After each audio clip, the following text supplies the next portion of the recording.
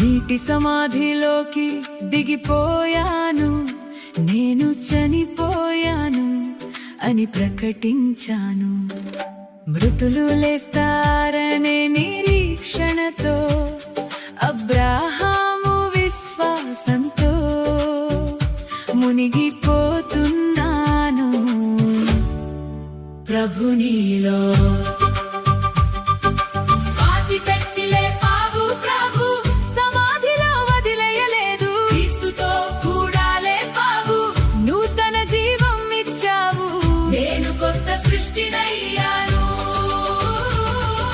క్రీస్తును లేపిన దేవుడవు నీవే, మృతులను సైతం లేపగల దేవుడవు నీవే.